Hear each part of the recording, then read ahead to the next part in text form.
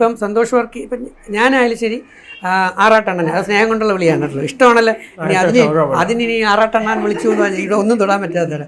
അപ്പോൾ നമ്മൾ ആറാട്ടെണ്ണനും അമ്മയെ സ്നേഹിക്കുന്ന ഒരു മകനാണ്. അമ്മയെ സ്നേഹിക്കുന്ന ആൺമക്കൾ പലപ്പോഴും അവരുടെ മനസ്സിൻ്റെ വിങ്ങലും വേദനയും പലപ്പോഴും മുഖ്യധാരയിൽ ആരും അറിയാറില്ല. ഞാൻ എൻ്റെ അമ്മയ്ക്ക് വേണ്ടി ജീവിച്ചതാണ്.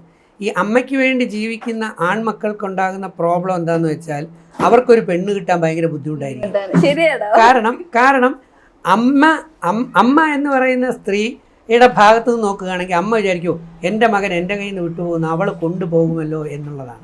ദെൻ അവൾ വിചാരിക്കുന്നത് എന്താണ്, ഈ മൂത്തമ്മ ഇവിടെ കിടക്കുന്നതിൻ്റെ ബലം എന്നെ ഇങ്ങനെ കിട്ടുന്നില്ലല്ലോ എന്നുള്ള അങ്ങോട്ടും ഇങ്ങോട്ടും ഫലത്തിൽ ഇതിൻ്റെ രണ്ടിൻ്റെ ഇടയിൽ കിടന്ന് മാനസിക സംഘർഷം അനുഭവിച്ചിട്ട് ഗർഭപാത്രത്തിൻ്റെ കടപ്പാട് തീർക്കാൻ വേണ്ടി പ്രവർത്തിക്കുകയും വന്നു കയറിയ ആളിനെ ആശ്വസിപ്പിക്കാൻ ശ്രമിക്കുകയും ചെയ്യുമ്പം എവിടെയെങ്കിലും രണ്ടിടത്തും താങ്ങില്ലാതെ വരുമ്പോൾ സ്വാഭാവികമായി നമ്മളും ചിലപ്പം പലതിനും അടിമയായി അല്ലെങ്കിൽ വേറെ പല പല കോണ്ടാക്ട്സുകളിലും അല്ലെങ്കിൽ ലഹരികളിലോ അതിലൊക്കെ പോയി എന്ന് വരാം. തെറ്റ് പറയാൻ പറ്റത്തില്ല, കാരണം എങ്ങും ബാലൻസ് ഇല്ല, ആരും നമ്മളെ മനസ്സിലാക്കാത്തതാണ്. പക്ഷെ വന്ന് കയറുന്ന പെൺകുട്ടിയും അല്ലെങ്കിൽ വീട്ടിലുള്ള അമ്മയും നമ്മളെ കൂടെ മനസ്സിലാക്കിയിട്ട് ആണ് പെരുമാറുന്നെങ്കിൽ ആ വീട് സ്വർഗമാണ്, അല്ലേ? പക്ഷെ ഇത് പലപ്പോഴും ആ സ്വർഗം എനിക്ക് കിട്ടിയിട്ടില്ല. അതാണ് അതിന്റെ ഒരു എനിക്കിപ്പോ പറയാനുള്ളത് എന്താ വെച്ചാല്, ഇപ്പൊ ഇപ്പഴത്തെ ഒരു PhD നേടിയെടുത്ത ഒരു ഡോക്ടറായ ഒരാള് ഇവിടെ പഠിക്കുന്ന ഒരാള് രണ്ടുപേരും അപ്പുറത്തിപ്പുറത്തെ ശങ്കര കോളേജ്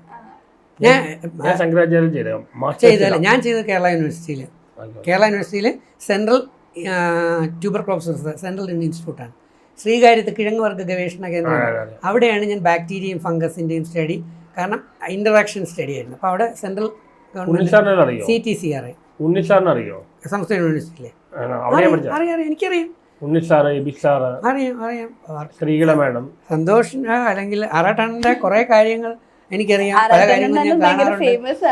പിന്നെ അത് ആരുടെയും സപ്പോർട്ട് കൊണ്ടുണ്ടായതല്ല, അയാൾ സ്വന്തമായിട്ട് ഹാർഡ് വർക്ക് ചെയ്ത് പലരുടെയും പരിഹാസങ്ങളും പുച്ഛവും ഇൻസൾട്ടും അതിജീവിച്ച്, അല്ല ആളോണെ സഡൻ അങ്ങോട്ട് കഥവും തുറന്നിറങ്ങി ഒരു ഫേമസ് ആയതല്ല. പലതും വിളിച്ചു പറയുമ്പോൾ ചിലർക്കത് ഇഷ്ടപ്പെടത്തില്ല. ആ ഇഷ്ടപ്പെടാത്ത സംഭവം കുറേ പേർക്ക് ഇഷ്ടപ്പെടാം. അത് ഞാൻ നേരത്തെ പറഞ്ഞു വന്ന ഞാൻ ഈ 2000 കൗൺസിലിംഗ് ഷോകൾ 18 വർഷക്കാലം കേരളത്തിലും UAE GCC കൺട്രീസിലെല്ലാം എടുത്ത് ഈ കുട്ടികളെ മാറ്റിയെടുത്ത് കൊണ്ടുപോയിട്ട് എക്സൈസിൻ്റെ വരെ ആൻറ്റി ഡ്രഗ്സ് കൗൺസിലിങ്ങിന് എക്സൈസ് ജോയിൻറ്റ് കമ്മീഷണറായ മോഹൻ സാറിന് അറിയാം, അതേ ഹൈക്കോടതി വക്കീലാണ്. അതുപോലെ ഒരുപാട് പേർക്കറിയാം. മട്ടാഞ്ചേരി ഫോർട്ട് കൊച്ചിയിലെ പല കുട്ടികളും ഈ കൗൺസിലിംഗ് ഷോ നടന്നു കഴിയുമ്പം ചിലർ സ്റ്റേജിൽ കയറി വന്നിട്ടാണ് ഇങ്ങനെ എടുത്ത് കാണിച്ചിട്ട് കളഞ്ഞിട്ട് ഇന്ന് മുതൽ ഞാനിത് ചെയ്യില്ല എന്ന് കമ്മീഷണർ മുമ്പ് വെച്ച്, ഞാൻ പേര് പറഞ്ഞല്ലോ, ജോയിൻറ്റ് കമ്മീഷണർ മോഹൻ സാർ, അദ്ദേഹത്തിൻ്റെ ഉൾപ്പെടെ അല്ലെങ്കിൽ ഡെപ്യൂട്ടി കമ്മീഷണറായിരുന്ന രഞ്ജിത്ത് സാറിൻ്റെ കൂടെ അനിൽ സാറിൻ്റെ മുമ്പിൽ വെച്ചൊക്കെ ഇത് ചെയ്തിട്ട് അവരങ്ങനെ മാറുകയാണ്. പക്ഷേ ഇതപ്പോൾ അത്രക്ക് ചിലർക്ക് സഹിക്കില്ല. ശരിയാ. അപ്പോൾ അങ്ങനെ എന്നെ പലയിടത്തും ബ്ലോക്ക് ആക്കാൻ ശ്രമിച്ചു. അങ്ങനെ ഞാൻ ആകെ ഡെസ്പറേറ്റായി. അതോടെ 2019 ഞാൻ 18 വരെ ഈ ഷോ നടത്തി, 18, 19 തുടങ്ങുമ്പോഴും നടത്തി. പക്ഷെ 2019 മെയ് 23 എൻ്റെ അമ്മ എന്നെ വിട്ടുപോയി. അപ്പോൾ എനിക്കൊരു വലിയ ഫിഗറൊക്കെ ഉണ്ടായിരുന്നു. ഞാൻ ഏകദേശം 32ാമത്തെ വയസ്സിൽ തന്നെ താടിയൊക്കെ വളർത്തിയൊരു സംഭവം. അത് ഫാമിലി തകർന്നപ്പോൾ ഞാൻ അങ്ങനെ അതിലേക്ക് പോയതാണ്. ഒരുപാട് അനുഭവങ്ങൾ. അപ്പോൾ ഈ പറഞ്ഞ അമ്മ പോയതോടുകൂടി 2019 എൻ്റെ അമ്മ പോയതോടുകൂടി ഞാൻ പിന്നെ ഇനി ആർക്ക് വേണ്ടി ഈ എനർജി യൂട്ടിലൈസ് ചെയ്യണം? ഞാൻ ഇത്രയും ചെയ്ത് എന്താണെന്ന് വെച്ചാൽ ഈ കുട്ടികളെല്ലാം മാറ്റിയെടുത്ത് ഇത്രയും നന്മ ചെയ്യുന്ന എനിക്ക് സംസ്ഥാന അവാർഡ് കിട്ടും, അല്ലെങ്കിൽ നാഷണൽ അവാർഡ്. ഇത് അവാർഡ് നമുക്കൊരു ടോക്കൺ ഓഫ് അപ്രീസിയേഷനും മുമ്പോട്ട് പോകാനുള്ള ഒരു പവറുമാണ്. ഒന്നും കിട്ടാതെ ഇത്രയും ചെയ്തു. എന്നിട്ട് എക്സൈസിൻ്റെ സ്റ്റേറ്റ് അവാർഡ് എനിക്ക് ഫൈനൽ പട്ടികയിൽ വരെ എത്തുന്ന സമയങ്ങളിൽ ആരൊക്കെയോ എവിടെയൊക്കെയോ എന്തൊക്കെയോ രീതിയിൽ നമ്മുടെ ഫയൽ എന്ന് പറയുന്നത് പലയിടത്തും തെറിച്ചു. SPC സ്റ്റുഡൻറ്റ് പോലീസ് കേഡറ്റ്, എങ്ങും പറയാത്ത രഹസ്യമാണ്. SPC സ്റ്റുഡൻറ്റ് പോലീസ് കേഡറ്റ് എന്ന് പറയുന്നതിൽ ഞാൻ എത്രയോ കൗൺസിലിംഗ് ഷോകൾ എടുത്ത് പോലീസ് അക്കാഡമിയിൽ ക്ലാസ് എടുത്തു. ആ പോലീസുകാർ കണ്ടുകൊണ്ടിരിക്കുക കുട്ടികളിൽ വന്ന കുട്ടി പോലീസുകാർ അവർക്ക് വന്ന മാറ്റങ്ങൾ, കാരണം വയനാട്, സുൽത്താൻ ബത്തേരി, തൃശ്ശൂർ അക്കാഡമി, ഇങ്ങനെ മൊത്തം മാറ്റമാണ്. സ്റ്റേജ് നമ്മൾ കയറിയിട്ടുണ്ടോ 4 മണിക്കൂർ കഴിയുമ്പോൾ കുട്ടി മാറിയിരിക്കും, പാരൻസ് ഹാപ്പിയാണ്. അത് ഗ്യാരണ്ടീഡാണ്. പക്ഷേ എന്നിട്ട് എന്ത് പറ്റി?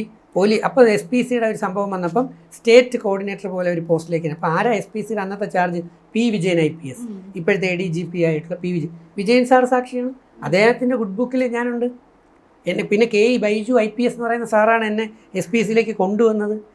അതുപോലെ ഇവിടെ റഫീഖ് IPS എന്ന് പറയുന്ന ക്രൈംബ്രാഞ്ച് SP ഇപ്പോൾ റിട്ടയർ ചെയ്ത സാറ് അദ്ദേഹമൊക്കെ ഇവിടെ നേരിട്ട് കണ്ടാണ്. എറണാകുളത്ത് മറ്റേ സെൻറ്റ് ആൽബർട്ട്സിൻ്റെ സ്കൂൾ ഓഡിറ്റോറിയത്തിലൊക്കെ എത്രയോ കണ്ടാണ്. എത്രയോ അങ്ങനെ ട്രിവാൻഡ്രത്ത് പോലീസ് ഹെഡ്ക്വാർട്ടേഴ്സിൻ്റെ അവിടുത്തെ ക്യാമ്പുകളിൽ കണ്ടാണ്. അങ്ങനെ മാസീവ് മാറ്റങ്ങളാണ് വരുന്നത്. പക്ഷേ ഒരു പ്രശ്നം കുറച്ച് പേർക്ക് തോന്നിയ എവിടെയാണ്, ഞാൻ ബൈബിളിലെ വചനം പറയുന്നു, ഞാൻ ഖുറാനിലെ വചനം പറയുന്നു, ഞാൻ ഗീത പറയുന്നു, പക്ഷെ ഞാൻ ബയോളജിയാണ് പറയുന്നത്, സയൻറ്റിഫിക് സൈഡാണ് പറയുന്നത്. അതിലൂടെ അവൻ്റെ പാരൻസിൻ്റെയും മൂല്യത്തിൻ്റെ ആ വാല്യൂയിലേക്ക് പോകുമ്പം മറ്റത് ഇഷ്ടമല്ലാത്ത ചില പാർട്ടികളുണ്ട്, ദൈവവിരുദ്ധന്മാർ. അപ്പം അവർക്കിത് പൊളിച്ചേ പറ്റൂ. അങ്ങനെ സ്റ്റുഡൻറ്റ് പോലീസ് കേഡറ്റിൻ്റെ ഒരു സംസ്ഥാന തലത്തിലെ ഒരു നല്ല പോസ്റ്റിൽ എത്തുന്നതിന് വേണ്ടി എനിക്കൊരു ഫയൽ അല്ലെങ്കിൽ എൻ്റെ ഫയൽ മുമ്പോട്ട് കൊണ്ടുപോയത് ഒരു IASഉം 2 IPSകാരും 2 IASകാരും ഒരു IPSകാരും സൈൻ ചെയ്ത ഫയൽ പോലും അന്നത്തെ ബാക്കി പറയുന്നില്ല, ഇപ്പോൾ രാഷ്ട്രീയ സാഹചര്യങ്ങൾ എടുത്ത് ഫയൽ കുട്ടയിലേക്ക് വലിച്ചെറിഞ്ഞു കളഞ്ഞു എന്നുള്ളതാണ്. ഇങ്ങനത്തെ ഒരുപാട് ഇഷ്യൂസ് ഇപ്പൊ നടക്കുന്നത്. ഇപ്പൊ ഈ അടുത്ത് തന്നെ ഒരു കൊച്ച് ഡ്രഗ് അഡിക്റ്റ് ആയിട്ട് സ്വന്തം അമ്മേനെ വെട്ടിക്കൊല്ലുന്നു. അതേപോലെ ഒരെണ്ണോ അല്ല എത്ര എണ്ണ ഇപ്പം അത് ഞാൻ പറഞ്ഞു പ്രത്യേകം ശ്രദ്ധിച്ചോ. ഈ ഇപ്പോഴത്തെ സർക്കാരിൻ്റെ മുൻ 5 വർഷം വരെയും ഞാൻ കൗൺസിലിംഗ് ഷോ നടത്തിയിരുന്നു. അവരിപ്പോൾ തുടരെയാണല്ലോ 10ാമത്തെ വർഷത്തേക്ക് വന്നത്. ഇപ്പോൾ കഴിഞ്ഞ 5 വർഷം കൊണ്ടാണ് ഞാൻ ഇല്ലാത്തതുകൊണ്ട് കുട്ടികളെല്ലാം അങ്ങ് അതല്ല ഞാൻ പറഞ്ഞത്. ഞാൻ എന്തുകൊണ്ടില്ല എന്ന് ചോദിച്ചാൽ 2019 എൻ്റെ അമ്മ പോയപ്പോൾ ഞാൻ ആകെ തളർന്നു. അപ്പോൾ അമ്മയുടെ ആഗ്രഹമായിരുന്നു താടി എടുക്കുക എന്ന് പറയുന്നത്. അപ്പം ഞാൻ താടി എടുത്തു കഴിഞ്ഞ് ഞാൻ പിന്നെ ഇനി ഒന്നിനും വയ്യ എന്ന് പറയുന്ന രീതിയിൽ കോളേജിൽ പോകുന്നു, പഠിപ്പിക്കുന്നു, ഇങ്ങനെ ഇരിക്കുന്നു. ഇനി എനിക്ക് സ്റ്റേജ് വേണ്ട, ഒരു പരിപാടിയും വേണ്ട എന്ന് പറഞ്ഞിരിക്കുന്ന സമയത്താണ് അത്ഭുതകരമായി 7 മാസം കഴിഞ്ഞപ്പം 2020 ഡിസംബർ ലാസ്റ്റിൽ ഏഷ്യാനെറ്റ് ബിഗ് ബോസ് എന്ന് പറയുന്ന ഷോയിലേക്ക് എന്നെ ഇൻ്റർവ്യൂവിന് വിളിക്കുന്നു. ഞാൻ പറഞ്ഞു അയ്യോ ഞാൻ ഇല്ലേ, എനിക്ക് അറിഞ്ഞുകൂടാ ഇതിനെക്കുറിച്ച്, ഞാനില്ല എന്ന് പറഞ്ഞ് പോയതാണ്. പക്ഷേ വീണ്ടും വരുന്നത് ഇപ്പം തന്നെ ഞാൻ വന്ന് നിങ്ങളുടെ കയറുമ്പം ഏഷ്യാനെറ്റിൽ നിന്നല്ലേ എന്നെ വിളിച്ചത്, ആ പ്രോഗ്രാമിന്, ഒരു പുതിയ പ്രോഗ്രാമിന് വിളിക്കുക. അപ്പോൾ അവർ പെട്ടെന്നാണ് വിളിക്കുക. അപ്പോൾ 2020 ജനുവരി 3 ചെന്നൈ ബിഗ് ബോസ് ഹൗസിലേക്ക് കയറി ലാലേട്ടൻ്റെ മുമ്പിൽ നിന്ന് അനുഗ്രഹം വാങ്ങിച്ച് ആ വീട്ടിലേക്ക് എന്താണിതെന്ന് അറിഞ്ഞുകൂടാതെ കാല് വെച്ച് കയറിയത് മാത്രമേ എനിക്കറിയൂ. പിന്നെ ലെവൽ പിന്നെ വേറെ ഒരു ലെവലിലേക്ക് ഞങ്ങൾ പോവുകയും ആ സ്ഥലത്തേക്ക്. അപ്പം ഞാൻ വിചാരിച്ചു ഞാൻ ആകെ തളർന്ന്, ആരും മോട്ടിവേറ്റ് ചെയ്യാൻ ക്ലാസ്സില്ല, എല്ലാം വിട്ടുപോയപ്പം ദൈവികമായിട്ടാണ് എനിക്ക് ആ സംഗതി കിട്ടിയത്. അപ്പോൾ കുറേ പേര് വിചാരിച്ചു താടി എടുത്തപ്പോൾ ഇപ്പോൾ കല്യാണം കഴിക്കാൻ വേണ്ടിയാണ്, അല്ലെങ്കിൽ മറ്റു കാര്യം. ഒന്നുമല്ല, അമ്മയുടെ ആഗ്രഹം സാധിച്ചു കൊടുക്കുകയാണ്. അപ്പം നമ്മളെ പ്രസവിച്ച് വളർത്തിയ അമ്മ, അച്ഛൻ, അവരുടെ ആഗ്രഹങ്ങൾ മക്കളായ നമ്മളല്ലാതെ പിന്നെ ആര് സാധിച്ചു കൊടുക്കും? നാട്ടുകാരെങ്കിലും സാധിച്ചു കൊടുക്കും. അത് ഒറ്റ മോൻ മാത്രമേ ഉള്ളൂവെങ്കിലും അവസ്ഥ. വർക്ക് എത്ര മക്കളാ? 2 പെൺമക്കൾ. ആ 2 പെൺമക്കളെയും കല്യാണം കഴിപ്പിച്ച് അയച്ചു കഴിഞ്ഞാൽ പിന്നെ അമ്മയുടെ കാര്യം നോക്കാൻ ഒരാൾ മാത്രമേ. അത് പല ഇന്റർവ്യൂവിലും പറഞ്ഞിട്ടുണ്ടല്ലോ.